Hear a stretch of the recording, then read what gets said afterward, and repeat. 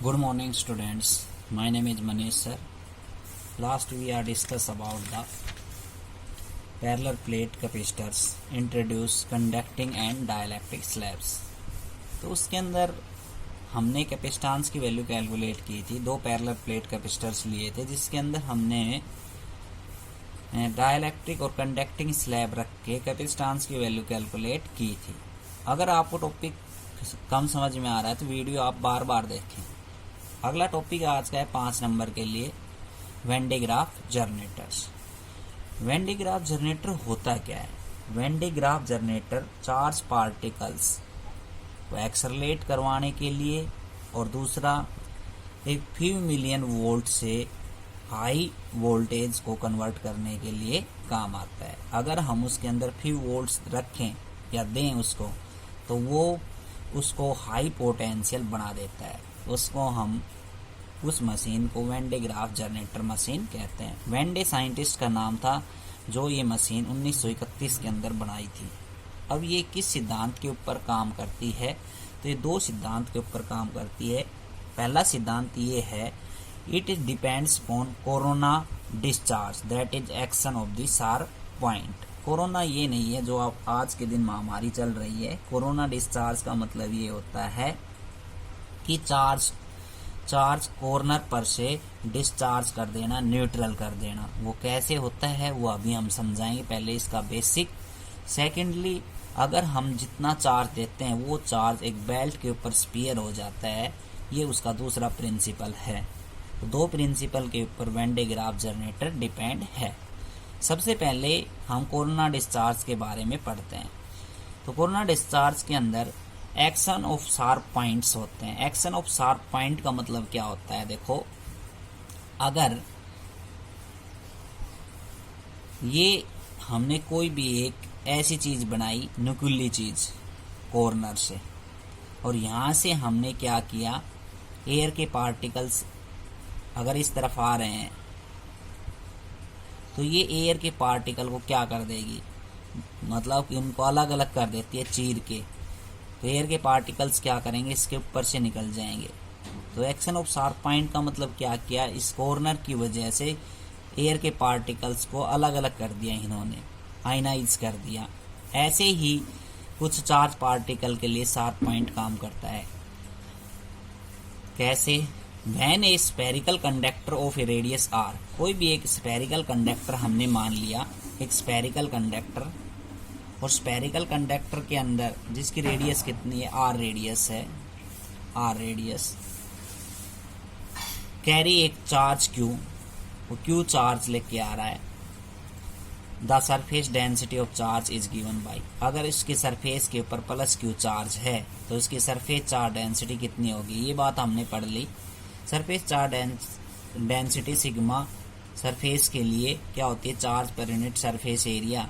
तो charge per unit surface area का मतलब हो गया क्यू अपॉन में 4 पाई आर स्क्वायर। इसका मतलब यह है charge per unit area.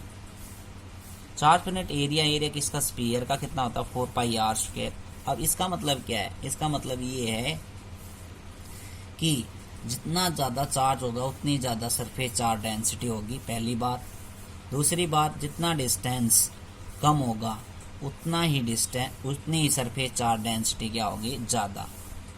Sigma is inversely proportional to R square है यहाँ पे, और sigma is directly proportional to Q है। इसका मतलब क्या है कि अगर डिस्टेंस जितना ज्यादा होगा उतनी सरफेस चार्ज डेंसिटी कम होगी, और जितना कम डिस्टेंस होगा उतनी ही ज्यादा सरफेस चार्ज डेंसिटी होगी। दूसरी बात, सरफेस चार्ज डेंसिटी चार्ज के ऊपर भी डिपेंड कर रही है। जितना ज्यादा चार्ज होगा उतनी ही सरफेस चार्ज डेंसिटी ज्यादा होगी। अब इसी का ही हम क्या करेंगे, यूज। इसका मतलब कैसे? तो एक एग्जांपल लेते हैं फर्स्ट, लाइटिंग कंडक्टर का। तो लाइटिंग कंडक्टर होता क्या है? A lightning conductor is use to save big buildings from the damage by the lightning flashes. जो नेचुरल जो लाइटिंग होती है कई बार बिल्डिंग के ऊपर गिर जाती है जिसकी वजह से बिल्डिंग डैमेज हो जाती है। तो उस बिजली को हम उस बिजली से बचाने के लिए अपने हाउस को, तो हम लाइटिंग कंडक्टर्स का यूज करते हैं। वो कोरोना डिस्चार्ज के ऊपर काम करता है। कैसे? देखो, हमने ये डायग्राम शो किया गया है। हमने सपोज कर ली यहाँ पे क्लाउड्स हैं, ठीक है। और क्लाउड्स के अंदर हमने मान लिया नेगेटिव चार्ज प्रेजेंट है। दूसरी बात, हमने एक कंडक्टर, लाइटिंग कंडक्टर लगा दिया, एक हाउस बनाया, उस हाउस के नज़दीक एक लाइटिंग कंडक्टर ग्राउंड के साथ कनेक्ट करके, और हाउस के ऊपर हमें लाइटिंग कंडक्टर लगाते हैं हम, जिनके शार्प पॉइंट्स होते हैं, इस प्रकार के शार्प पॉइंट्स होते हैं। इसी का इवेंट डायग्राफ जनरेटर के अंदर हम यूज करेंगे। तो ये जो शार्प पॉइंट है, किस प्रकार से जो लाइटिंग फ्लैश होते हैं नेचुरली और हमें हाउस पे डैमेज होने से बचाता है लाइटिंग कंडक्टर, वो कैसे काम करता है। तो ये हमने लाइटिंग कंडक्टर ग्राउंड के साथ कनेक्ट कर दिया हाउस के नज़दीक, ठीक है। अब यहाँ पे हमने लगा दिए शार्प पॉइंट, या कह सकते हैं लाइटिंग कंडक्टर। अब यहाँ से जो अर्थ के अंदर, अर्थ बहुत बड़ी है जिसके अंदर बहुत सारा मास है, चार्ज है, तो पॉजिटिव चार्ज यहाँ से आयनाइज होके स्पीडली यहाँ से पॉजिटिव चार्ज अर्थ से होके और कंडक्टर के थ्रू इन शार्प पॉइंट के अंदर जाएगा, ठीक है। और ये जो पॉजिटिव चार्ज होता है, अगर क्लाउड्स के अंदर नेगेटिव चार्ज है तो ये शार्प पॉइंट के through positive charge negative charge को क्या कर देगा, न्यूट्रलाइज कर देगा। और न्यूट्रलाइज कर देगा तो यहाँ पे जो हमारी नेचुरल जो लाइटिंग है वो गिरने से रुक जाएगी यहीं पे, क्योंकि चार्ज यहाँ पे क्या हो गए, न्यूट्रलाइज हो गए। ये आपको पता है, पॉजिटिव और नेगेटिव चार्ज आपस में मिलके स्पार्किंग करते हैं, तो जो हमें लाइटिंग दिखाई देती है वो इस प्रकार के दिखाई देती है। तो ये न्यूट्रलाइज कर देते हैं, इसको क्या कर देते हैं, न्यूट्रलाइज। अब ये काम कैसे करते हैं, जैसे कि क्लाउड्स के अंदर बिजली चमकती है तब क्या होता है, लाइटिंग होती है। तो वो किसकी वजह से होता है, हम सपोज कर लेते हैं यहाँ पे उनके अंदर नेगेटिव चार्ज प्रेजेंट है। जैसे नेगेटिव चार्ज प्रेजेंट हैं तो यहाँ पे अर्थ के अंदर बहुत सारा क्या है, पॉजिटिव चार्ज। तो पॉजिटिव चार्ज स्पीडली क्या जाएंगे, एकदम से इस कंडक्टर के थ्रू जाएंगे। और जैसे कंडक्टर के अंदर थ्रू जाएंगे तो यहाँ पे शार्प पॉइंट है, शार्प पॉइंट है तो इस यहाँ पे शार्प पॉइंट की वजह से यहाँ पे सरफेस चार्ज डेंसिटी बहुत ज़्यादा प्रेजेंट होती है, मतलब प्लस चार्ज बहुत ज़्यादा प्रेजेंट होता है। और शार्प पॉइंट की वजह से जैसे ज़्यादा प्लस चार्ज प्रेजेंट होगा और क्लाउड से नेगेटिव चार्ज आएगा तो तुरंत ये इसको क्या कर लेगा, अट्रैक्ट, और आपस में क्या हो जाएंगे, न्यूट्रलाइज, जिसकी वजह से हमारी जो बिल्डिंग है वो क्या रह जाती है, सेफ रह जाती है। ये लाइटिंग कंडक्टर इस प्रकार से काम करता है एक्शन ऑफ शार्प पॉइंट की वजह से। अब वेन डायग्राफ जनरेटर पढ़ते हैं। वेन डायग्राफ जनरेटर के अंदर एक्शन ऑफ शार्प पॉइंट किस प्रकार से काम करता है।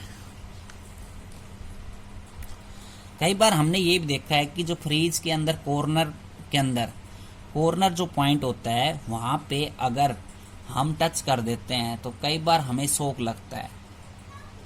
कई बार ऐसा क्यों होता है, वो इसलिए होता है क्योंकि वहां पे कॉर्नर के अंदर शार्प पॉइंट की वजह से सरफेस चार्ज डेंसिटी ज्यादा होती है। और सरफेस चार्ज डेंसिटी ज़्यादा होती है, जहाँ पे सरफेस चार्ज डेंसिटी चार्ज की मात्रा ज़्यादा होगी तो वहाँ पे शॉक लगने का डर ज़्यादा रहेगा। और बीच के अंदर रखेंगे तो बीच के अंदर एक्शन ऑफ शार्प पॉइंट, इस प्रकार के कॉर्नर शार्प पॉइंट नहीं होते और सरफेस चार्ज डेंसिटी कम रहती है, जिसकी वजह से बीच के अंदर अगर हाथ रखेंगे हम फ्रिज के ऊपर तो हमें कभी भी करंट नहीं लगता, शॉक नहीं लगता।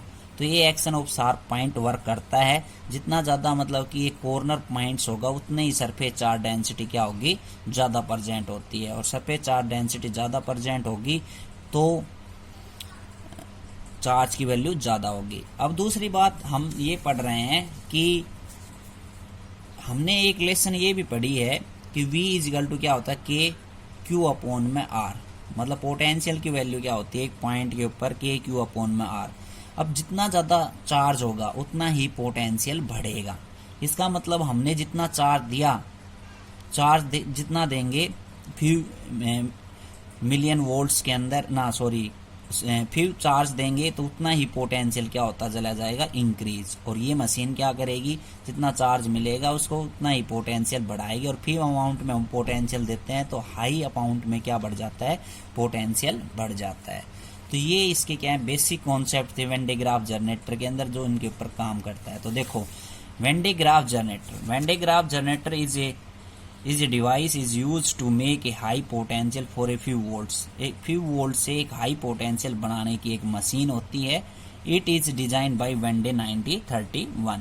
इस सिद्धांत के ऊपर काम कर रही है, depends upon corona discharge. Corona discharge का मतलब होता है that is the action of the sharp point. इन शार्प पॉइंट की तरह ये क्या काम एक्शन करता है, काम करता है।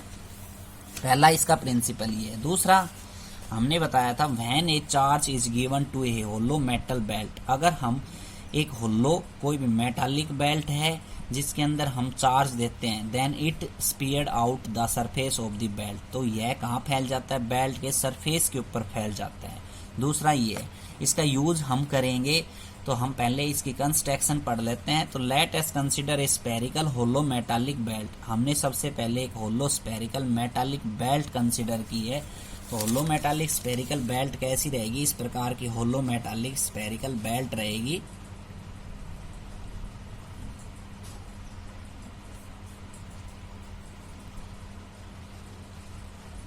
और दो इंसुलेटेड पिलर के साथ वो दो इंसुलेटेड पिलर P1 और P2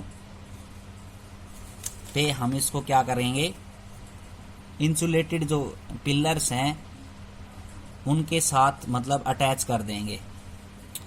तो let us consider a spherical hollow metallic belt, they are insulated with pillar P1 and P2।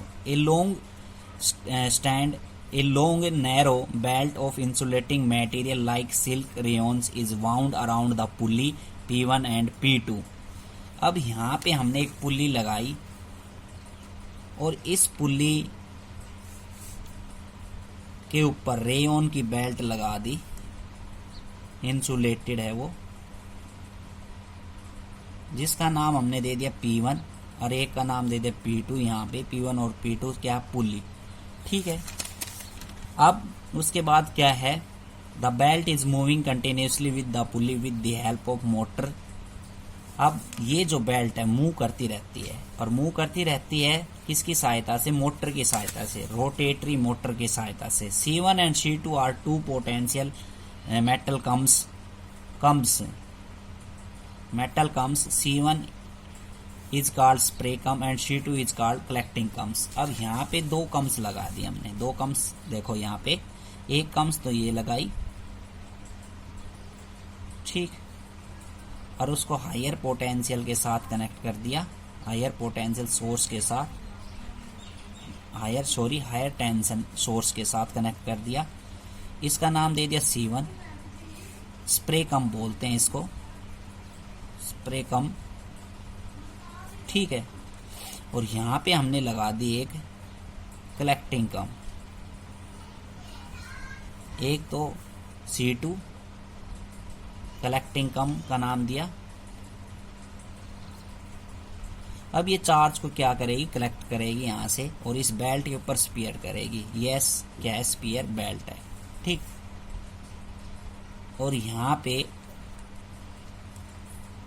एक टारगेट बनाया, जो हाई पोटेंशियल जो हमें मिलेगा उसका हम यूज करेंगे इस टारगेट की सहायता से,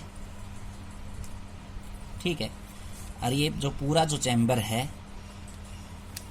इसको सील कर देते हैं वैन डे ग्राफ जनरेटर को। इसके अंदर हाई प्रेशर के ऊपर नाइट्रोजन और मीथेन गैस भरी हुई है, ठीक है। तो ये इसकी क्या थी, कंस्ट्रक्शन, ये क्या थी, कंस्ट्रक्शन। तो इस कंस्ट्रक्शन समझ में आ गई होगी सभी के।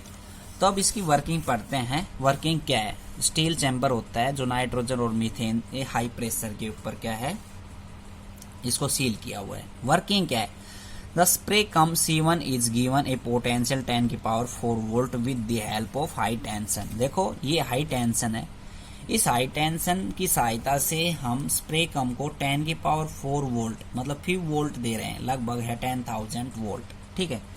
10,000 वोल्ट हम इसको देंगे C1 कम को। तो यहाँ पे क्या लगेगा, action of the sharp point.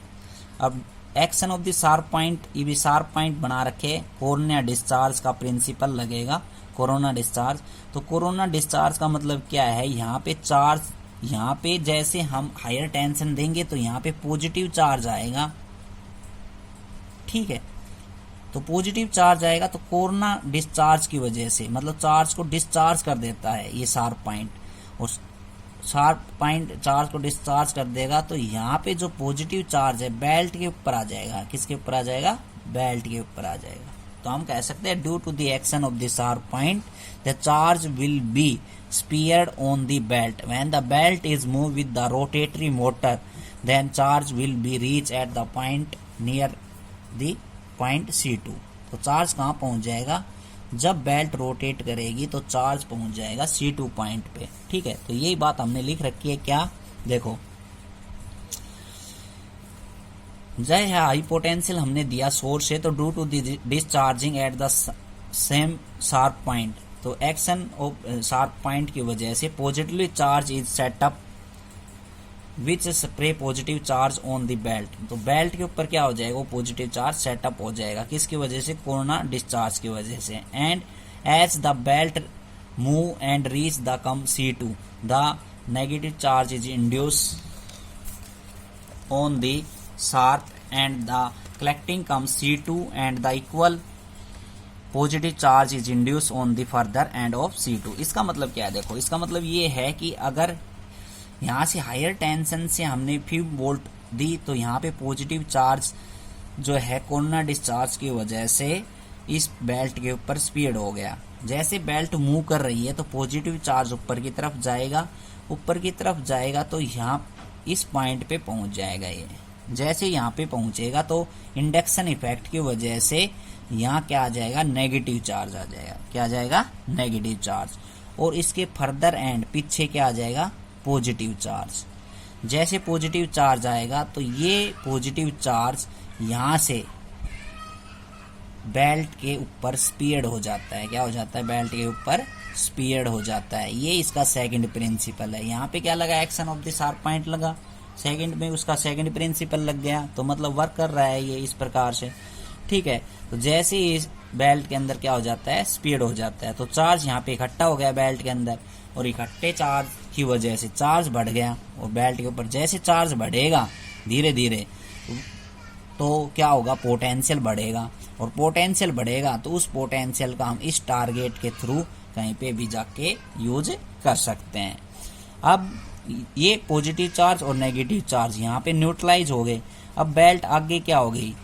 Empty हो गई। तो अनचार्ज बेल्ट नीचे दोबारा से आएगी और फिर से यहाँ से एक्शन ऑफ शार्प पॉइंट की वजह से पॉजिटिव चार्ज लेगी, और पॉजिटिव चार्ज लेगी तो फिर ये इंडक्शन इफेक्ट से यहाँ पे नेगेटिव चार्ज आएगा। नेगेटिव चार्ज आएगा तो इसके फर्दर साइड क्या आएगा? पॉजिटिव चार्ज इंडक्शन इफेक्ट की वजह से, और फिर ये पॉजिटिव चार्ज फिर बेल्ट के ऊपर स्पीड होता चला जाएगा, और फिर इकट्ठा होकर फिर हम टारगेट से क्या करेंगे? इसका यूज कर सकते हैं। फिर अनचार्ज बेल्ट दोबारा से ऐसे चलती रहेगी। तो ये प्रोसेस बार बार रिपीट होता रहेगा। तो इसकी हम कैपेसिटी भी कैलकुलेट कर सकते हैं फॉर्मूला लगा के। ये इसकी क्या है? वर्किंग है। ठीक है, तो देखो यहाँ से on the sharp and the collecting comes C2 and equal the charge induced on the further end of the C2, this positive charge shift immediately to the surface of the S। इसका मतलब ये है कि action of the sharp point की वजह से और जो कलेक्टिंग कम लगी हुई है C2 उस पे क्या आ जाएगा? पॉजिटिव चार्ज की वजह से नेगेटिव चार्ज इंडक्शन इफेक्ट की वजह से, और उसके इक्वल क्या आ जाएगा? Positive charge induce further side की C2 के ऊपर। ठीक है, ये पॉजिटिव चार्ज कहाँ पे शिफ्ट हो जाएगा? Surface of the cell S के ऊपर। ठीक, due to the discharging action of the sharp point C2 negative charge wind is set up. अब ये कह रहा है कि एक्शन डिस्चार्जिंग एक्शन पॉइंट की वजह से C2 के ऊपर एक नेगेटिव चार्ज विंड सेटअप होती है। वो क्या कर देते हैं? पॉजिटिव चार्ज को न्यूट्रलाइज कर देती है बेल्ट के ऊपर से, और अनचार्ज belt returns down collect the positive charge from C1, और अनचार्ज बेल्ट दोबारा से नीचे आ जाती है और चार्ज को क्या कर लेती है? Collect. This process repeat again and again. ये प्रोसेस बार बार रिपीट होता रहता है। तो हमने भी यही बताया आपको। ये यहाँ से उसने पॉजिटिव चार्ज लिया बेल्ट को, और जैसे रोटेट करती हुई यहाँ पे आई तो एक्शन ऑफ डिस्चार्जिंग पॉइंट की वजह से ये पॉजिटिव नेगेटिव न्यूट्रलाइज हो जाएंगे, और इसके फर्दर क्या आ जाएगा? Positive charge. यहाँ पे अनचार्ज बेल्ट जो है नीचे आ जाएगी, और फिर दोबारा से क्या लेगी? ये पॉजिटिव चार्ज। तो ये प्रोसेस रिपीट होता रहता है। तो यहाँ से कैपेसिटी का फार्मूला हमने पहले भी निकाल रखा है स्पेरिकल कैपेसिटर्स के अंदर। वो फार्मूला होता है 4πε0r। पोटेंशियल की वैल्यू हमें पता है V = Q/C। तो सी की वैल्यू यहाँ नीचे रखेंगे, पोटेंशियल हम निकाल सकते हैं जितना हमने चार्ज दिया कितने रेडियस के हिसाब से स्फेरिकल कैपेसिटर के अंदर, तो हम उसका पोटेंशियल कैलकुलेट कर सकते हैं कितना पोटेंशियल हमारा बढ़ा। तो hence potential is increased when charge is increase. तो पोटेंशियल बढ़ गया, इसका मतलब चार्ज बढ़ा, तो क्या बढ़ा, पोटेंशियल बढ़ा। अब ये चार्ज जो हम वेन डे ग्राफ जनरेटर के अंदर देते हैं वो दो तरीके से देते हैं। दो तरीके से हम कैसे दे सकते हैं, या तो हम बाहर से ऐसी चीज बनाएं जो उसको बांध के चार्ज को ऐसे फेंक दें, तो वो ऐसे घूमता हुआ इस बेल्ट के अंदर जाएगा। तो उसका पोटेंशियल अगर 10⁻² वोल्ट है, तो फर्दर साइड के अंदर भी चार्ज प्रेजेंट है, तो उसका पोटेंशियल डबल मतलब कि बढ़ जाता है। एक इस प्रकार से काम करते हैं। या फिर हम बेल्ट के थ्रू चार्ज दें तो वो चार्ज अंदर जाएगा, तो उसका पोटेंशियल जितना है उससे बाहर जो चार्ज इकट्ठा हो जाए उसका पोटेंशियल बढ़ जाता है। तो इस प्रकार से वर्क करता है वेन डे ग्राफ जनरेटर। अब इसके फायदे क्या हैं, बेनिफिट क्या हैं, यूज क्या हैं, तो these beams are also used in the treatment of cancer. अब जो ये पोटेंशियल की बीम जो बनी चार्ज को इकट्ठा करके, उसको हम कैंसर के इलाज के लिए यूज करते हैं। It is use to trigger nuclear reaction. Nuclear reaction के अंदर भी हम इसका यूज करते हैं। It is used in variety of experiment of atomic physics and nuclear physics. Atomic physics और न्यूक्लियर फिजिक्स के अंदर भी इसका यूज करते हैं। लिमिटेशन क्या है, when day graph generator can not accelerate अनचार्ज particle like neutrons. ये पॉजिटिव चार्ज पार्टिकल को ही एक्सेलरेट करता है, न्यूट्रॉन न्यूट्रल्स हैं उन चार्ज पार्टिकल को एक्सेलरेट नहीं करता। Modern day accelerate with produce much high energy almost replace such generator.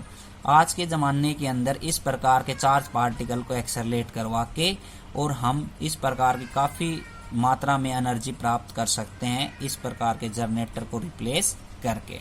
ठीक है, तो आज के लिए इतना ही। Thank you.